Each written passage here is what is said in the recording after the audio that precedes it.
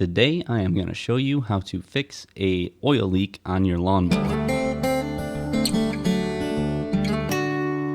This one happens to be on a John Deere 797 zero-turn lawnmower.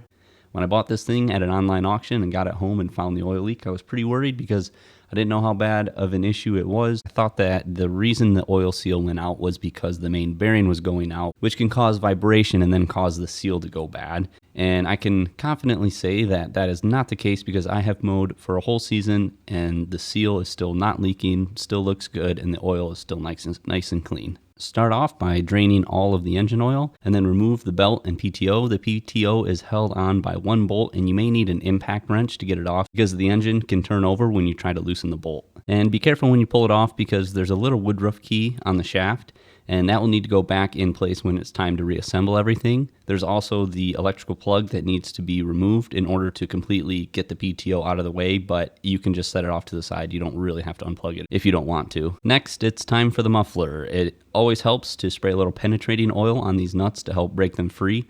And my muffler is broke, so it came off in two pieces. Get all the debris out of around the seal with some brake cleaner because you really don't want to accidentally knock any dirt or dust inside the engine once the seal is removed. To remove the seal, I used a couple drywall screws and screwed them into the face of the seal and then used a hammer to slowly pull the seal out. And if you keep it nice and even on its way out, it helps it come out easier. Once the seal is removed, I do even more cleaning and prep the new seal for installation. This new seal, I got it right down the road from the John Deere dealership, and I think it was about $12.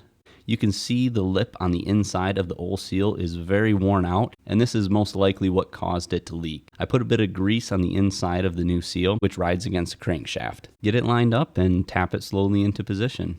Make sure that it goes on nice and even. Be careful not to accidentally nick or damage the crankshaft with a hammer because it could cause issues later on when you try to put the PTO on. You can see I use a couple different configurations of tools here to get it in all the way.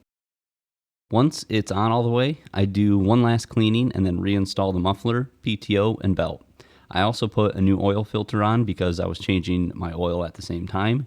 Once you get everything together, do not start the engine. You need to remember to add oil before you start. So if you were to start the engine without putting oil in it, it would start just fine and then it would destroy itself very quickly. A trick you can do to help you not forget to add oil is to put the key in a weird place, like on top of the oil jug as soon as you drain the oil. This way, if you accidentally forget that there's no oil in the engine, you can't just climb up on it and start the thing when there's no key. It will remind you to add oil. That's it for this one. It's a pretty cheap and easy fix. Drop a comment if you have any questions and consider subscribing to the channel if this video helped you out. Thanks for watching.